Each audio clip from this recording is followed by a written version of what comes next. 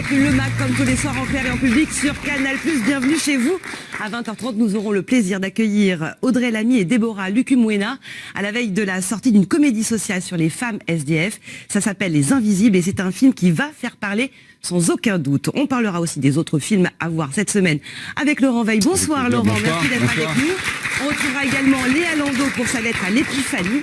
Et Daniel Chic nous fera redécouvrir Léonard de Vinci puisque 2019 sera l'année Vinci. Bonsoir Alix et bonsoir David.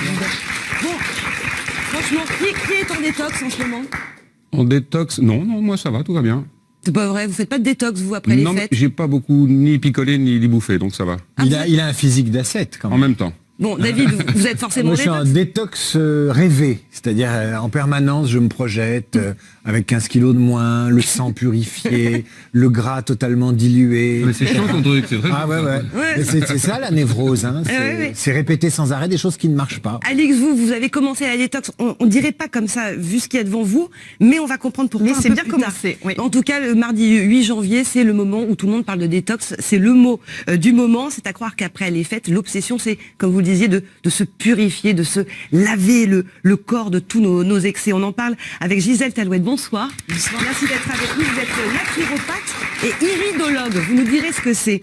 Avec nous également le docteur Robert Barouki. Bonsoir. Merci d'être avec nous. Médecin, biochimiste, chercheur en toxicologie à l'INSERM. Il y a presque un côté religieux dans notre façon de parler de détox, comme s'il fallait impérativement, oui, se laver, se nettoyer, retrouver une forme de bien-être total, de retrouver la pureté originelle. La pureté originelle. Avant le paradis terrestre. Voilà. C'est presque ça. Non, mais il y a une dimension un peu mystique. Est-ce qu'on peut se nettoyer tout simplement le corps avec une détox?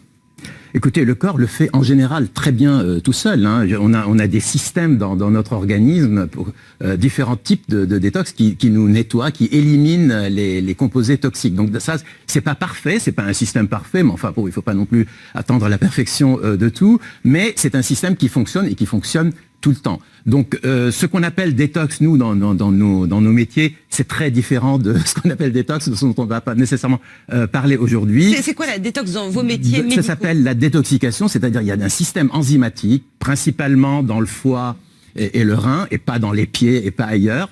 Voilà, c'est un système enzymatique qui vous permet d'éliminer, de transformer et d'éliminer des substances chimiques qui peuvent être néfastes pour votre organisme. Et donc c'est tout le temps actif, ça marche tout le temps. Voilà. Un exemple, par exemple, un lendemain de cuite. Vraiment, vous avez bu, vous avez bouffé des trucs gras, vous avez des remontées acides, etc.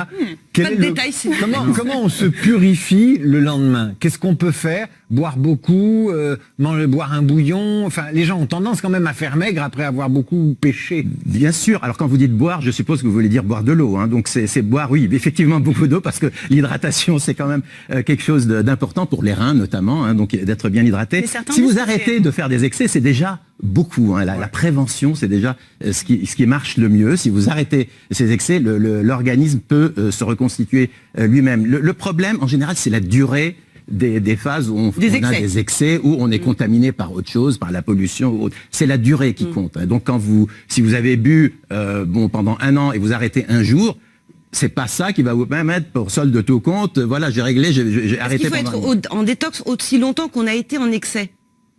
Pas du tout, ça dépend ce que vous appelez détox. Le problème, c'est que détox, on donne à ce terme de tout et n'importe quoi, les excès parce qu'on a trop mangé, certains parce qu'on a trop bu, d'autres parce qu'on a été pollué par tous les contaminants des aliments ou les polluants atmosphériques, et on appelle tout ça détox, et en fait, c'est pas du tout les mêmes systèmes, c'est pas du tout donc c'est pas parce qu'on a beaucoup bu un jour et arrêté un jour que c'est bon, c'est la durée sur le long cours qui compte. Malheureusement. Gisèle, en tant qu'iridologue, alors déjà, qu'est-ce que c'est? Alors l'iridologie, c'est une des techniques de la naturopathie. C'est l'observation tout simplement de l'iris pour voir un peu le terrain et voir ce qu'on en a fait, comment il s'est dégradé au cours du temps. Et donc ça permet aussi de voir certains organes, puisqu'il y a une projection des organes. Donc ça a été étudié longuement par des médecins, à la base un médecin hongrois, après par des médecins français. Et donc voilà, ça fait partie intégrante de la naturopathie. Et quand on a trop bu, on a l'œil jaune? Alors, On peut... C'est l'iris, c'est parce qu'il y a le blanc, il y a le blanc, voilà, et puis il y a le blanc, pas on pareil. appelle la sclérotique. Nous, on s'attarde à la fois sur les deux, mais c'est pas parce qu'on a bu trop un jour, comme le disait à l'instant le docteur, c'est que vraiment, au jour d'aujourd'hui, si on fait un excès, il va pas s'inscrire directement dans l'œil. Maintenant, effectivement, on va essayer, nous, en naturopathie, quand on fait des excès, de les corriger par l'alimentation, et puis éventuellement par des plantes, la phytothérapie. Donc vous pouvez voir l'état de notre foie dans notre œil. Alors il y a une zone dans l'iris qui correspond effectivement à la projection de l'organe, le foie. Vous dites à quelqu'un, il arrive chez vous le 1er janvier, comme ça, vous lui dites, t'as l'œil vitreux, mon vieux. T'as l'œil qui frise. T'as l'œil vitreux. Alors je ne lui dis pas ça, mais parce qu'en fait c'est pas immédiat, c'est ce que je disais. On est avec une certaine constitution, donc qu'on voit dans l'iris, et après qui se dégrade. Mais c'est pas parce qu'on a eu une mauvaise hygiène de vie sur 2, 3 jours, 15 jours de fête qu'elle va s'inscrire dans l'œil. On voit quoi dans l'iris? On peut voir si la personne est fatiguée, si elle a le foie fatigué. On peut voir son système nerveux, s'il est détérioré, si elle a été beaucoup sujette au stress. On peut voir si ses émonctoires fonctionnent bien. Quand on parle d'émonctoires, c'est par exemple les intestins, les reins, le foie. Donc on voit s'il y a un engorgement à ce niveau-là. Et s'ils vont trop au cinéma comme Laurent, par exemple, on voit ou pas? Ça peut être que du bénéfique puisque c'est bon pour le système nerveux. Fais voir ton iris, toi. Il a tu vas l'iris trop au parfait, cinéma. c'est bien connu. Bon, Alix, vous êtes allé dans un bar sans alcool. On pourrait dire que ça s'appelle simplement un café, mais bon, c'est un bar sans alcool. On fera une dégustation juste après votre reportage. Comme beaucoup de Français, son péché mignon, c'est un bon petit verre de vin. Mais devant les bars parisiens, en pleine promenade, Anouk nous a expliqué pourquoi elle veut réduire sa consommation. Quand on habite en ville, tu vas souvent boire des coups le soir, t'as envie de... Même le lundi, on va boire des coups avec des amis et parfois, à la fin de semaine, on se dit mais on a bu quasi tous les jours. J'ai un souvenir, c'était il y a une semaine typiquement, on était à la neige en montagne et on est rentré, donc où tu fais beaucoup de sport et le soir tu manges quand même beaucoup, les tartiflettes et tout ça, et on a pas mal bu, et même au bout du 4e verre, le vin était mauvais, j'avais plus envie d'en boire, c'était vraiment stop, mon corps me disait non, j'avais envie d'un grand verre d'eau. Alors la jeune femme participe au Dry January. Elle ne boira pas une goutte d'alcool pendant tout le mois. Bonjour, je vais prendre un chai latte s'il vous plaît. Et elle n'est pas la seule. Parmi les abstinents, certains ont choisi ce bar pour se détoxifier. Thé, café, jus de fruits, ici impossible de craquer. Le fondateur ne propose que du soft. Alors on propose les bouteilles vin ici. C'est les rouges fruités, muscat du, blanc élégance. Tous les vins, tout ce qu'on a, c'est produit en France. C'est les vins, vrais vins, mais sans alcool. Comme ses clients, le gérant Sean participe lui aussi au Dry January. Now I'm doing it because if you don't do it, you cannot explain to your clients how it works exactly. You don't need lots of efforts to do. This is something, this is the motivation it comes. Of course, if you want to bring an example, you have to first set on yourself, for yourself. Même quand on sort en boîte, quand je bois pas, mais je peux tenir jusqu'à 6 heures. Pour montrer l'exemple, Anouk, elle, vante les bienfaits de sa cure sans alcool. Quand je bois très souvent et tous les jours et post-fête, ton corps, il est vraiment, tu sens que t'es lasse, que t'es mou, t'es molle, alors que quand tu bois pas, t'es hyper dynamique, tu te lèves plus tôt, tu le sens vraiment physiquement. Moi, je fais plus de sport. Les effets bénéfiques du mois sans alcool durent jusqu'au mois d'août.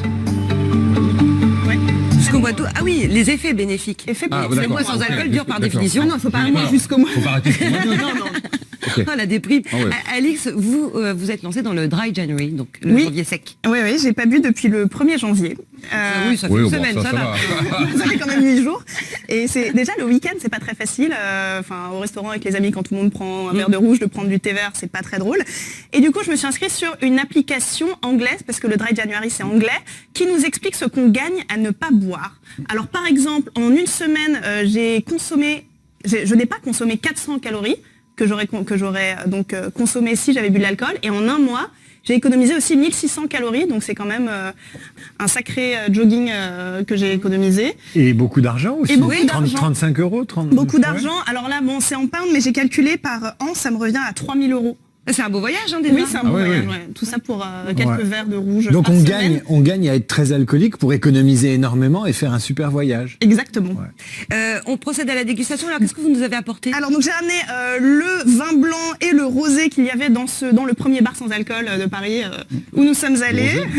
Du champagne, vous voulez dire? Du champagne. Ah oui, parce que là, le rosé, Oui, oui, c'est D'accord. oui, Mais oui. non, mais c'est du rosé pétillant. À gauche, c'est du rosé pétillant, sans D'accord. alcool, Bon, et ça, c'est du vin blanc sans alcool. Donc, il s'agit d'une infusion de jus de raisin. Pas mal. Pas mal. Ah, vous êtes sur le pétillant, là? Oui, moi je pense que ça fait un très bon laxatif en plus. Ah mais si, tu crois pas c'est bien dire, tu vas voir la fin de l'émission. Si c'est bon. Bon, Moi j'aime bien. bon. Je trouve ça bon. Ah si c'est léger, c'est... Ouais. C'est peut-être encore plus frustrant que de boire. Enfin, je préfère encore boire du Bon, thé que. alors, Combien? ça. Oui. Mais Allez-y, ça- allez-y. Ça sent le vin. Oh, ça c'est moins rigolo. Bon, bref. Oui, alors vous n'êtes pas du tout convaincu par tout ça. Il y a un business évidemment derrière ces détox. Oui, il y a certainement un business, mais c'est pas notre sujet. Nous, notre sujet, c'est de dire aux gens si ce qu'on leur propose est véritablement efficace par rapport à ne rien faire ou à prendre un placebo si vous voulez ou à simplement arrêter donc les excès. Et la plupart du temps, malheureusement, il n'y a aucune preuve en fait scientifique que ce qu'on propose aux gens est réellement Mais efficace. attendez, vous êtes en train de nous dire que les cures de jus, par exemple, de kiwi mélangées à de la courgette et du concombre, ça marche pas. Les cures de pommes, on bouffe que des pommes pendant une Les semaine, ça monodiètes, marche ce pas. qu'on appelle les monodiètes. La diète, par exemple, jeûner toute une journée, une fois par semaine, ça marche pas. Il y a des gens qui font des cures de raisin aussi, Oui. de bananes, etc. Tout ça, c'est pipeau et compagnie. Bah, écoutez, ça dépend. C'est pipeau. Pourquoi? En fait, le premier point, c'est qu'il ne faut pas que ça fasse du mal. Hein. Si on se nourrit que de ça pendant une semaine, je suis pas sûr que tout le monde se porte bien. Donc c'est la première chose à vérifier. Mais si ensuite on est en train de dire que en faisant ça, on va éliminer des toxines, toutes les toxines qui sont dans votre corps vont être éliminées, et donc vous pouvez faire ce que vous voulez avant. Et il suffit de faire une semaine de jus de raisin ou de jus de je ne sais trop quoi, et c'est fini. Ça, c'est faux. Ça, il faut le C'est dire une parce que ça, illusion totale. c'est une erreur, c'est une illusion, et ça peut être même dangereux parce qu'à la limite, après, on va se dire, il n'y a pas de problème, on y va à nouveau, on mange ce qu'on veut, on boit autant qu'on veut, on s'intoxique comme on peut, et puis ensuite, je vais faire ma petite semaine de détox et tout sera réglé. C'est pourquoi c'est dangereux, et il faut alerter, il n'y a pas de preuves scientifiques, donc il faut faire attention. Mais ça permet au moins de prendre conscience de sa consommation. Quand on arrête pendant une semaine, on se dit bon bah là j'aurais aimé prendre un verre de vin et c'est peut-être problématique. Oui, là, ça peut avoir un avantage, c'est de se rendre compte, est-ce qu'on est vraiment, on a vraiment une addiction, ou est-ce que finalement on peut le faire? Et le fait d'apprendre qu'on peut le faire, c'est peut-être un des avantages de ce mois sans alcool, de dire vous pouvez le faire, donc à la limite vous pouvez après diminuer. Mais il y a aussi l'effet inverse possible, c'est de dire je l'ai fait, d'ailleurs je me suis désintoxiqué, donc maintenant je peux y aller à nouveau pendant 11 mois. Donc ça, c'est pas bien parce que c'est la durée au total qui compte, c'est l'effet cumulatif qui est important. Et est-ce qu'il n'y a pas un risque à reprendre encore plus après la détox? Il y a peut-être un risque. Moi, je ne sais pas si c'est ce que font les gens ou pas. Enfin, mais je vois l'intérêt, le côté apprendre à dominer un peu son addiction ou à essayer de savoir si on est vraiment, si on subit une addiction. Et puis, il y a l'inconvénient, c'est de croire qu'on s'est détoxiqué vraiment. Vous parliez tout à l'heure de l'importance de l'alimentation et ça c'est reconnu par tout le monde. Est-ce qu'il y a malgré tout des ingrédients à recommander qui peuvent nous aider à se faire du bien après des excès, sans parler de détox? Bien sûr, parce que dans l'alimentation, c'est vraiment notre première médecine, j'allais dire. C'est par l'alimentation qu'on va se soigner au quotidien. Donc, c'est aussi l'importance qu'on y met, nous, les naturopathes, par le biais de la prévention. Et donc, la première des choses quand on va vouloir, entre guillemets, faire une cure détox, c'est de limiter tout ce qui est, on va dire, graisse saturée, aliments industriels, etc., raffinés. Et donc, on va se concentrer plutôt sur des légumes, des fruits, ce qu'on appelle un peu l'alimentation hypotoxique. Vous avez certainement vu ce terme-là dans les magazines. Et donc, on va plutôt se concentrer vers les légumes crus, légèrement cuits ou cuits, plutôt vert, parce qu'effectivement, il va y avoir un côté un petit peu diurétique. Certains aliments, comme tout ce qui est, on va dire, amer, comme l'endive, la chicorée, la roquette, la salade qu'on voit beaucoup en ce moment, eh bien, tout ça, ça va venir un peu stimuler le foie. Ce sont des aliments qui ont des fonctions à la fois qu'on appelle cholérétiques et cholagogues, donc qui vont favoriser la production de bile et favoriser son évacuation. Donc, et l'asperge, l'asperge aussi. L'asperge très bonne, ça vient aussi dans ce régime. Vous avez bossé le sujet. Ah, j'aime bien la relance. Et l'asperge. Non mais l'asperge c'est bien parce qu'on sait quand on en a mangé quand même. Alors que les autres légumes. Merci. Non mais c'est vrai. Et on va Vous rester mangez dans du une concombre. sauce Si vous mangez des concombres, vous savez pas 2 heures plus tard que vous en avez Merci mangé. beaucoup, David. C'est ça que je voulais dire. On va rester Voilà. à l'asperge, un des conseils détox. Merci beaucoup.